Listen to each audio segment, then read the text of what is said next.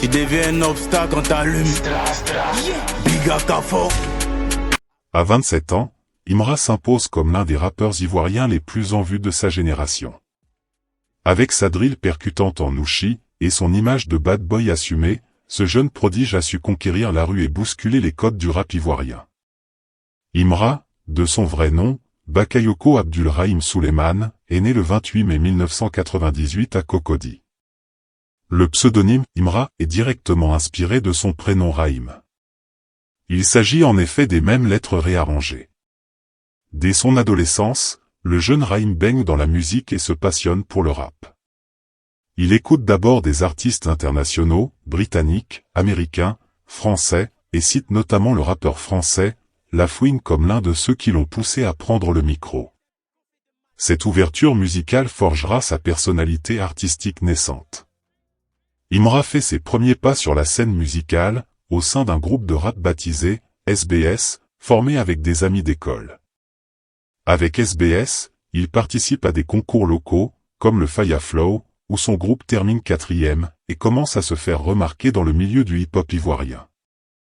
Après environ 4 années d'apprentissage et de rodage au sein de ce collectif, le jeune rappeur prend en 2019 la décision audacieuse de se lancer en carrière solo. Ce tournant stratégique marque le début de son envol individuel. Imra développe son propre univers musical, qu'il qualifie de majin, et lance une tendance artistique appelée la roserie, affirmant sa volonté de se démarquer avec un style neuf. Sa détermination porte vite ses fruits.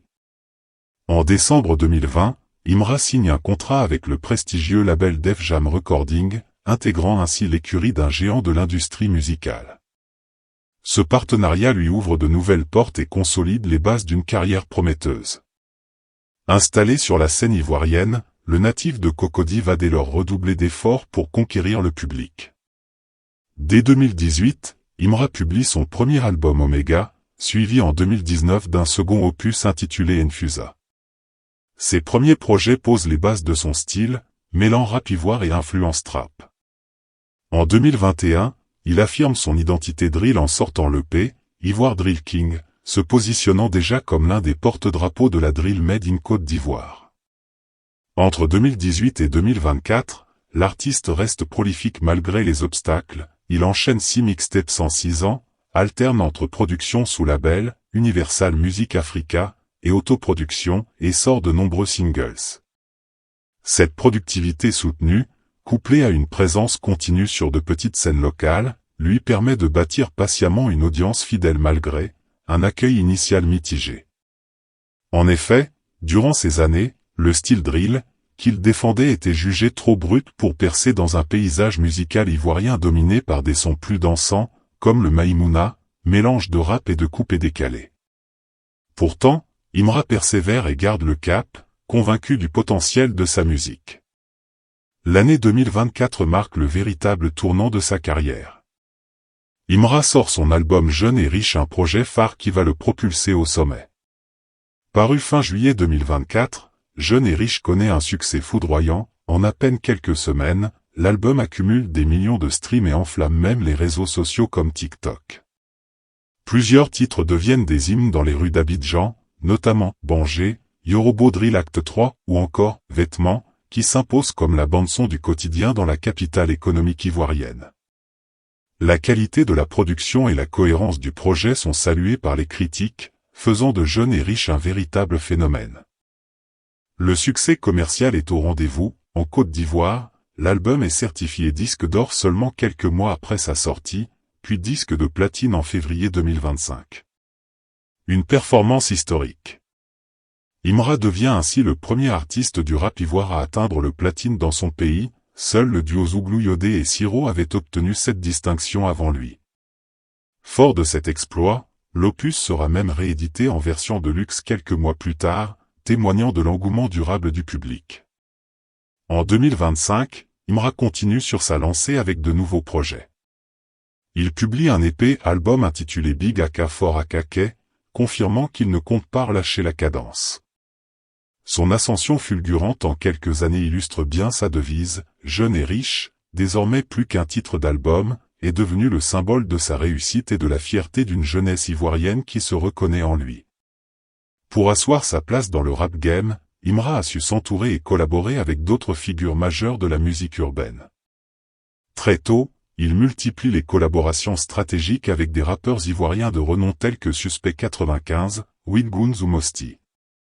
Son duo avec Suspect 95 est particulièrement remarqué, les deux artistes partagent le micro sur des titres à succès comme Mona Lisa ou Gâté Nanina, associant leurs styles complémentaires pour le plus grand plaisir des fans. La connexion avec Suspect 95 est d'autant plus significative que ce dernier, star confirmée du rap ivoirien, avait dès 2019 prédit la réussite de Imra, un véritable passage de flambeau symbolique dans le rap ivoire. Une fois son univers bien établi en Côte d'Ivoire, Imra a également franchi les frontières. Il a travaillé avec des rappeurs français de la nouvelle génération, à l'image de Gazo, Le Juice ou la Mano, élargissant ainsi sa portée à l'international.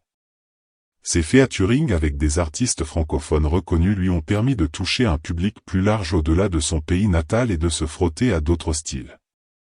À chaque collaboration, Imra apporte sa touche, drill ivoirien, unique, tout en montrant sa polyvalence artistique.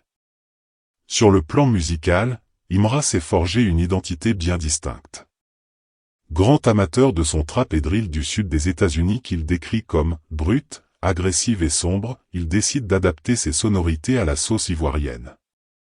Lorsqu'il découvre la drill, c'est une révélation, quand j'ai écouté la drill, ça a cliqué, confie-t-il, expliquant comment il a aussitôt entrepris de la façonner à sa manière pour la faire aimer au public ivoirien. Imra s'inspire en cela de la démarche du défunt chanteur Dji Arafat, qui avait su transformer des influences congolaises en un style coupé-décalé apprécié en Côte d'Ivoire. Le rappeur adopte une approche qu'il qualifie lui-même de « Nushi hardcore ». Il rappe exclusivement en Nushi, l'argot populaire d'Abidjan, afin de rester au plus près de la rue et d'être compris par tous. Son credo, proposer une musique accessible, compréhensible du début à la fin, même si tu n'es pas allé à l'école, avec des punchlines percutantes et sans détour. Cette authenticité linguistique devient sa signature et crée une vraie connexion avec la jeunesse locale. Son rap se veut, comme un coup de poing, puissant, énergique et sans concession, à l'image de ce qu'aurait pu être un Dji Arafat s'il avait fait du rap, selon les propres mots d'Imra. Visuellement et scéniquement, Imra soigne aussi son personnage. Dreadlock longue décolorée, muscles saillants, tatouages, vêtements de marque et bijoux voyants, il affiche une allure imposante. Les Ivoiriens aiment être impressionnés. Ils veulent un super-héros, explique-t-il pour justifier cette image travaillée. Son signe de ralliement, les 2 pouces levés et les index croisés en forme d'épée, participent également de son branding personnel. Cette maîtrise de l'esthétique va de pair avec son perfectionnisme en studio. Imra est décrit par les réalisateurs de clips comme Booba Atkins comme un artiste très impliqué, qui supervise chaque détail de ses vidéos et sait exactement ce qu'il veut. Les textes d'Imra puisent directement dans la réalité du ghetto abidjanais et les expériences de la jeunesse ivoirienne. Le rappeur parle à la rue et chante la galère, la hargne, mais aussi la quête de réussite et de reconnaissance. Ces morceaux dressent un portrait sans fard du quotidien difficile de nombreux jeunes, chômage, débrouillardise, violence du milieu urbain, mais aussi espoir d'une vie meilleure. Dans son titre Sans pression, par exemple, Imra lance « On n'est pas chanceux, donc obligé de grouiller », en employant le terme Nushi grouiller pour décrire le fait de hustler dans de petits boulots pour s'en sortir. Ce genre de punchline résonne fortement car elle parle à tous ceux qui doivent lutter au jour le jour. Imra aborde également des thèmes comme l'argent facile, la fierté d'avoir réussi malgré les obstacles, ou encore la loyauté envers son quartier et sa street. Son album jeune et riche en est l'illustration, derrière le titre accrocheur, le contenu rend hommage à l'essence de la rue, ses défis, ses espoirs et sa résilience. Au fil des morceaux, il célèbre la ténacité de la jeunesse africaine contemporaine, tout en dénonçant en filigrane les injustices sociales qui la touchent. Cette combinaison de réalisme cru et de détermination fait la force de ses textes, sans pour autant verser dans le message moralisateur. Imra lui-même affirme ne pas chercher à faire de politique ou de grands discours en dehors de sa musique, il préfère laisser ses chansons parler d'elles-mêmes et galvaniser son public à leur manière. Le succès de Imra ne s'est pas seulement mesuré en nombre de fans ou de vues sur YouTube, il a aussi été consacré par de nombreuses récompenses. En 2024, il remporte le prix du meilleur artiste rap ivoire, l'une des distinctions majeures de la musique urbaine en Côte d'Ivoire. La même année, lors des African Talent Awards 2024, il réalise un triplé historique en raflant le prix du meilleur album francophone, pour Jeunes et Riches, celui de meilleur artiste francophone ainsi qu'un trophée honorifique, Black Trophy, saluant son impact. Imra est désormais cité parmi les artistes ivoiriens les plus influents de sa génération. L'année 2025 confirme cette trajectoire ascendante sur la scène africaine. Il est sacré révélation de l'année aux Trace Awards, et reçoit au Burkina Faso un Koundé d'or du meilleur artiste d'Afrique de l'Ouest. Ces distinctions régionales illustrent à quel point sa musique dépasse désormais les frontières ivoiriennes. D'ailleurs, le média international RFI le surnomme « le roi de la drill ivoire » et le monde le qualifie de « phénomène du rap ivoire » tant son influence est devenue grande. En parallèle, Imra connaît une forte exposition médiatique. Il est invité sur des plateformes prestigieuses, par exemple, l'émission « Légendes urbaines » de France 24 RFI lui consacre un portrait où l'on revient sur son parcours semé d'embûches et ses multiples trophées, Primu, Koundé, Trace Awards. Sur le terrain, sa popularité se manifeste par des foules massives à chacune de ses apparitions publiques. Ses séances de dédicaces tournent à l'émeute, comme en novembre 2024 dans la commune de Yopougon, Abidjan, où des milliers de jeunes fans enthousiastes se sont bousculés pour l'approcher. Imra est conscient de cette ferveur, il confie ne plus pouvoir se déplacer librement sans être pris d'assaut par les admirateurs, tant il est devenu une idole pour la jeunesse. Artistiquement, il est désormais sollicité sur les plus grandes scènes. En 2025, il monte sur scène au Festival des musiques urbaines d'Anoumabo, FEMUA, à Abidjan, l'un des événements musicaux majeurs du pays. Mieux encore, Imra commence à exporter son show, il est programmé pour sa première scène européenne au Festival Yard à Paris, partageant l'affiche du 5 juillet 2025 avec des pointures comme Gazo et Tiakola. Ces invitations témoignent de son statut de fer de lance du rap ivoirien sur la scène internationale. Aussi cette année 2025 Imra rafle 5 prix au Primu et prend le Primu d'or 2025. Merci d'avoir écouté la biographie, et dites-nous dans les commentaires quel artiste souhaites-tu avoir la biographie, et n'oublie pas de t'abonner.